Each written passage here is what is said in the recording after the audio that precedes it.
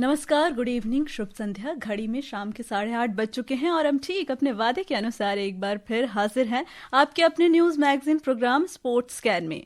श्रोताओं, सबसे पहले तो आप सभी को खेल दिवस की हार्दिक शुभकामनाएं। आज का दिन भारतीय खिलाड़ियों कहें, खेल प्रेमियों कहें या फिर पूरे भारत के लिए काफी खास है।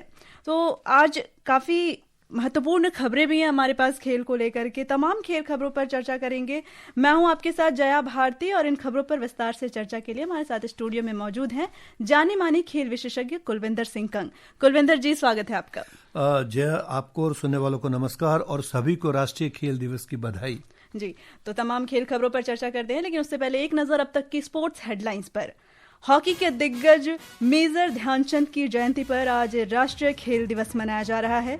खेल मंत्री मनसुख मांडविया ने आज जवाहरलाल नेहरू स्टेडियम में भारत के पहले मोंडो ट्रैक का उद्घाटन किया। भारतीय हॉकी टीम ने एशिया कप की शुरुआत चीन पर जीत से की और एशियाई शूटिंग चैंपियनशिप के अंतिम दिन भी भारत का दबदबा कायम।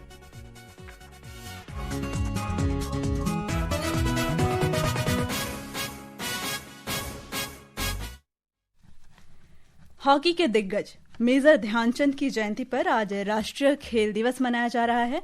देश भर में अलग अलग आयोजन हो रहे हैं, बधाइयां आ रही हैं। प्रधानमंत्री नरेंद्र मोदी ने भी खेल दिवस के अवसर पर लोगों को बधाई दी है। एक सोशल मीडिया पोस्ट में श्री मोदी ने कहा कि दिग्गज हॉकी खिलाड़ी मेजर ध्यानचंद को श्रद्धांजलि अर्पित दी उन्होंने। और ऐसे कहते हैं कि पूरी दुनिया हॉकी के जादूगर मेजर ध्यानचंद को याद कर रही है और उनका असली नाम ध्यान सिंह था। सेना में सिपाही से मेजर तक का सफर तय करने वाले ध्यानचंद ने 1926 में जब एक बार हॉकी थामी तो मानो टीम गेम को भी पूरा वतन वन मैन शो के नाम से जानने लगा। तो इनके बारे में कई किस्से हैं। जी देखिए जय, सबसे बड़ी बात यह है कि स्वतंत्रता से पहले विदेशों में अगर भारत को कोई जानता था तो दादा ध्यानचंद की वजह से। इनका नाम ध्यान सिंह था, लेकिन इनको ध्यानचंद इसलिए कहा गया क्योंकि ये चांद की रोशनी में रात रात भर प्रैक्टिस करते रहते थे। और आजादी से पहले 1928 के जो एम्स्टर्डम ओलंपिक खेलों में भारतीय हॉकी टीम पहली बार जयपाल सिंह मुंडा की कप्तानी में खेले, उसके ये सदस्य थे। स्वर्ण पदक जीता। 1932 में लाल शाह बुखारी कैप्टन थे, ध्यानचंद उसमें खेले। उसमें यूएसए को अभी तक जो सबसे बड़ा रिकॉर्ड है 24-1 से हराया था। ध्यानचंद का और उनके भाई रूप सिंह का बहुत बड़ा योगदान था। और 1936 के बर्लिन ओलंपिक में यह तीसरा स्वर्ण पदक जीता, वो दादा ध्यानचंद की कप्तानी में था। तो 29 अगस्त 2012 को राष्ट्रीय खेल दिवस मनाना शुरू किया गया। वो इसलिए क्योंकि इसका महत्व यह कि एक शारीरिक सक्रियता बनी रहे, अनुशासन बना रहे, खेल भावना रहे और एक टीम वर्क के तौर पर लोग काम करें, खिलाड़ी काम करें और सीखें। ये इसका मकसद है जी।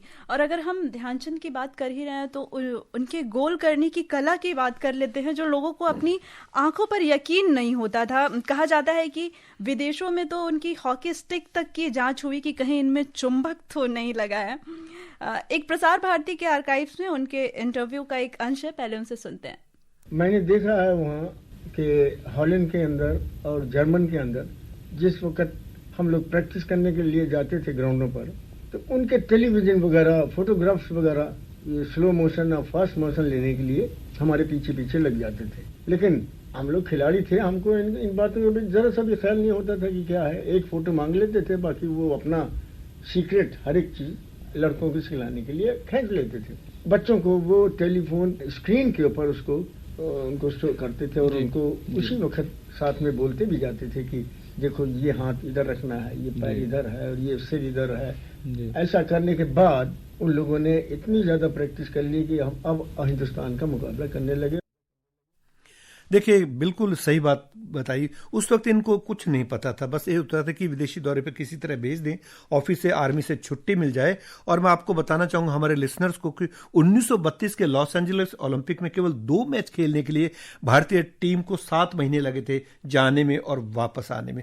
समुद्री यात्रा करी थी, तो कितना डेडिकेशन था उस वक्त। और दादा ध्यानचंद की जो कला थी, गेंद उनकी स्टिक के साथ चिपकी रहती थी। तोड़कर भी देखा गया, इसके अंदर चुंबक तो नहीं, लेकिन। और हिटलर ने भी कहा था जब 8-1 से हराया था जर्मनी को 36 के फाइनल में कि आप क्या हैं भारतीय आर्मी में। उसने कहा मैं सिपाही हूं। बोला आप हमारे कंट्री में आ जाओ, मैं आपको फील्ड मार्शल बना दूंगा। इन्होंने धन्यवाद किया, नमस्कार किया, बोला नहीं मुझे अपना देश प्यारा है। तो ऐसे थे दादा ध्यानचंद।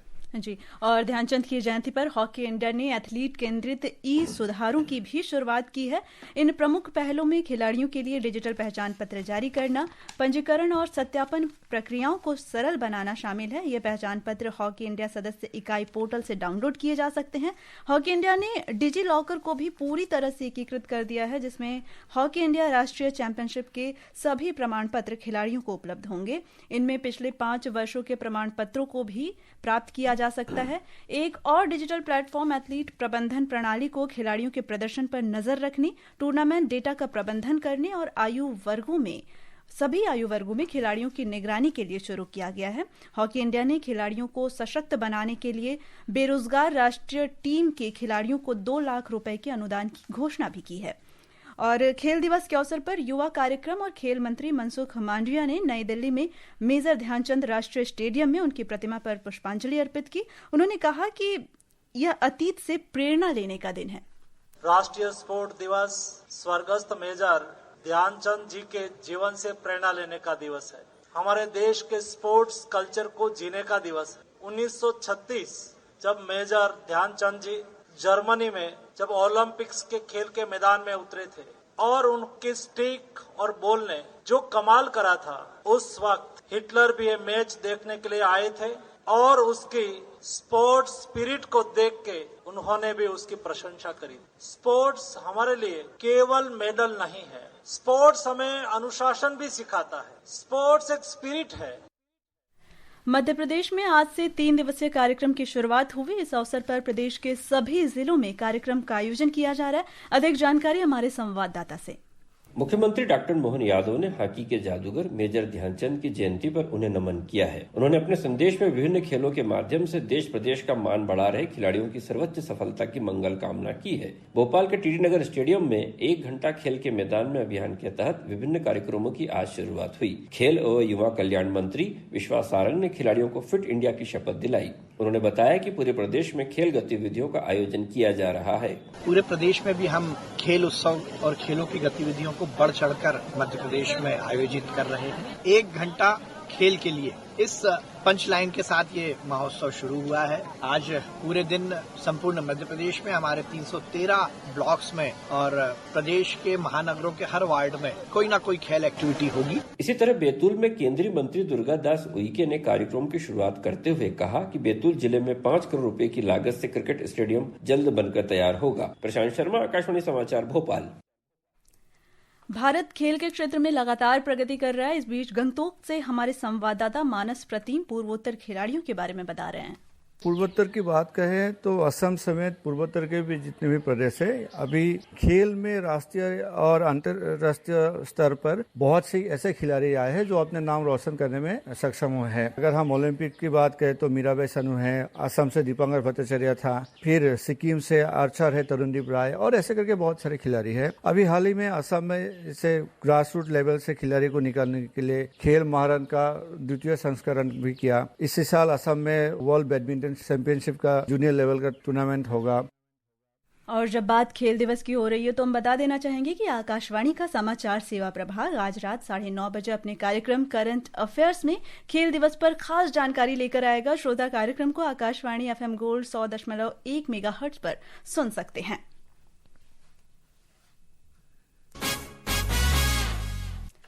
खेल मंत्री मनसुख मांडविया ने जवाहरलाल नेहरू स्टेडियम में भारत के पहले मोंडो ट्रैक का उद्घाटन किया, जहां 26 सितंबर से 5 अक्टूबर तक विश्व पैरा एथलेटिक्स चैंपियनशिप का आयोजन होगा। इसके साथ ही भारत दुनिया का 25वां देश बन गया है जहां इस तरह का ट्रैक बनाया गया है। इस ट्रैक का इस्तेमाल ओलंपिक सहित दुनिया के बड़े एथलेटिक्स प्रतियोगिताओं में होता है। मांडविया ने कहा कि यह सुविधा भारतीय खेल के लिए नए रास्ते खोलेंगी। क्या संकेत है? बिल्कुल, बहुत अच्छा, ये अच्छी उत्तम क्वालिटी का ये ट्रैक बना है और इसमें जो पैरा ओलंपिक्स के एथलीट्स हैं उनको कम इंजरी होने की वो रहती है। इंजरी कम होगी नहीं होगी, उससे बचाव रहेगा और ये बिल्कुल खिलाड़ी फ्रेंडली ट्रैक बनाया गया है आधुनिकतम तकनीक के साथ। जी, और जो प्रतियोगिताओं की मेजबानी के लिए भारत अपनी दावेदारी लगातार लगा रहे हैं ओलंपिक के लिए, तो इससे लेकर के क्या संकेत है? देखिए, अब सुविधाओं की जरूरत पड़ेगी। भारत 2032 के कॉमनवेल्थ गेम्स के लिए सरकार ने अनुमति दे दी है बिड करने के लिए। 36 के ओलंपिक की भी तैयारी। तो मैं समझता हूं कि आधुनिक जो चीजें हैं उनको अभी से लाना शुरू कर दिया तो एक बहुत अच्छी बात है। एक वर्ल्ड क्लास सुविधाएं और स्टेडियम बनकर तैयार हो जाएंगे उस समय तक देश में। जी। भारतीय हॉकी टीम ने बिहार के राजगीर में एशिया कप की शुरुआत आज चीन पर जीत से की। कप्तान हरमनप्रीत सिंह की हैट्रिक के दम पर भारत ने पूल ए के मैच में चीन को 4-3 से हराया। हरमनप्रीत सिंह को मैन ऑफ द मैच चुना गया। एक रिपोर्ट। उमस भरी गर्मी के बीच राजगीर में खेले गए मैच में भारतीय टीम ने आज बेहतरीन प्रदर्शन किया। भारतीय टीम का आज के मैच में प्रदर्शन आक्रामक और डिफेंसिव दोनों तरह का खेल देखने को मिला। कप्तान हरमनप्रीत सिंह ने एक के बाद एक 3 गोल किए और चीन के खिलाफ जीत हासिल करने में महत्वपूर्ण भूमिका निभाई। मीडिया से बातचीत में भारतीय कप्तान ने कहा कि आने वाले मैच में इन गलतियों में सुधार किया जाएगा। जो मैच रहा है आज का इतना इजी नहीं था जी, बट आई थिंक ये पहले हमने बात भी की है और मैंने बोला भी था कि कोई भी टीम यहाँ पे इजी नहीं है और आई थिंक ये अच्छा लेसन मिला है हमें आज के मेक श्योर के जो आप कोई भी मैच खेलने आओ किसी भी टीम के साथ अच्छे से रेडी होकर रहो। धर्मेंद्र कुमार राय, आकाशवाणी समाचार, राजगीर। पहला मैच भारत का थोड़ी सी मशक्कत भरी रही लेकिन जीत के साथ शुरुआत हुई, अच्छी बात है। देखिए जीत तो जीत होती है जय। सबसे बड़ी बात है कि भारतीय टीम ने हॉकी मैच जीता है और चीन की टीम ने दिल जीता है जिस तरह से उन्होंने कंपटीशन दिया। क्योंकि जो सारी टीमें उनमें से अगर 5 टीमें देखा जाए, मलेशिया, कोरिया, जापान, भारत और चीन, ये अगले साल हॉलैंड और बेल्जियम में होने वाले वर्ल्ड कप के क्वालिफिकेशन को नजर में रखकर तैयारी करके आए हैं। और चीन एक ऐसा देश है जो जबरदस्त तैयारी करता। पहला गोल किया चीन ने, आज 7 के 7 गोल पेनल्टी कॉर्नर से हुए और ये कप्तान हरमन ने माना है, उन्होंने तो पेनल्टी स्ट्रोक भी मिस किया। तो मैं समझता हूं कि भारत को जो पेनल्टी कॉर्नर की दिक्कत आई, 11 में से केवल 4 को तब्दील कर पाए और चीन का देखिए 50-50, 6 मिले उसको 3 में गोल में तब्दील किया। और भारतीय जो सीनियर खिलाड़ी हैं, अब आप ये देखिए कि 2017 में जब भारत ढाका में जीता था, मनप्रीत सिंह कप्तान थे। आज 8 साल बाद वो टीम में खेल रहे हैं। सीनियर खिलाड़ियों ने काफी गलतियां की है। जर्मनप्रीत सिंह को ग्रीन कार्ड मिला, येलो कार्ड मिला। आज थोड़ा सा कैजुअल खेली भारतीय टीम, हल्के में आप किसी टीम को नहीं ले सकते क्योंकि सबको पता है वर्ल्ड कप क्वालिफिकेशन है। जो कप्तान ने माना है गलतियां उनको सुधारना होगा और मुख्य कोच क्रैग फुलटन और कोच शिवेंद्र सिंह इसकी तरफ ध्यान देंगे, मुझे पूरी उम्मीद है। जी, अब बता दें कि भारत अपना अगला मुकाबला रविवार को जापान के खिलाफ दोपहर 3 बजे खेलेगा। कजाकिस्तान के सिमकिंट में 16वीं एशियाई शूटिंग चैंपियनशिप के आखिरी दिन भी भारत ने अपना दबदबा कायम रखा। युवा पिस्टल निशानेबाज राजकंवर सिंधु ने 25 मीटर सेंटर फायर स्पर्धा में शीर्ष स्थान हासिल किया, जबकि पूर्व विश्व चैंपियन अंकुर मित्तल ने डबल ट्रैप में स्वर्ण पदक जीता। इसी स्पर्धा में दोनों ने ओलंपियन गुरप्रीत सिंह के लगातार दूसरे दिन अच्छे प्रदर्शन की मदद से भारत को टीम स्पर्धा का स्वर्ण पदक दिलाया। इस बीच पेरिस में चल रहे BWF विश्व चैंपियनशिप में भारत की PV सिंधु को सेमीफाइनल में जगह बनाने से चूक गई। उन्हें प्री क्वार्टर फाइनल में हार का सामना करना पड़ा। भारत की नंबर 1 पुरुष डबल्स जोड़ी सात्विक साईराज रंकीरेड्डी और चिराग शेट्टी आज रात सेमीफाइनल में जगह बनाने के लिए खेलेंगे, जहां उनका मुकाबला मलेशिया के ओरान चिया और सो वुई ई की जोड़ी से होगा। अच्छा उनको खेल दिखाना होगा। कल उन्होंने नेट के नजदीक काफी गलतियां करी थी सर्विस में और आज का बहुत महत्वपूर्ण मुकाबला। मलेशिया जबरदस्त टीम है जी। ओलंपिक और विश्व भाला फेंक चैंपियन नीरज चोपड़ा स्विट्जरलैंड के ज्यूरिख में आयोजित डायमंड लीग फाइनल में दूसरे स्थान पर रहे। अंतर्राष्ट्रीय स्पर्धाओं में वे लगातार 26वीं बार शीर्ष 2 स्थान हासिल करने में कामयाब रहे। जर्मनी के जूलियन वेबर ने 90 मीटर से अधिक के 2 थ्रो फेंककर खिताब जीता। नीरज चोपड़ा अब 13 सितंबर के टोक्यो में विश्व एथलेटिक्स चैंपियनशिप में खिताब बचाने का प्रयास करेंगे, खिताब की रक्षा करेंगे। और इसमें उन्होंने लगातार 3 फाउल किए, इस वजह से वो पीछे रह गए, नहीं तो 90 को पार कर चुके हैं। अब यहाँ पर उन्होंने सिर्फ 85.01 ही लगा पाए। जी बिल्कुल। और श्रोताओं, अब समय हो गया आप सभी से विदा लेने का। कल इसी समय फिर मुलाकात होगी खेल जगत की तमाम खबरों के साथ। कुलविंदर जी, आप हमारे स्टूडियो में आए और खेल खबरों पर हमसे बात की, इसके लिए आपका धन्यवाद। बहुत बहुत धन्यवाद, नमस्कार और राष्ट्रीय खेल दिवस की एक बार फिर से शुभकामनाएं। और श्रोताओं, इसी के साथ मुझे और स्पोर्ट्स स्कैन की पूरी टीम को अनुमति दीजिए। नमस्कार।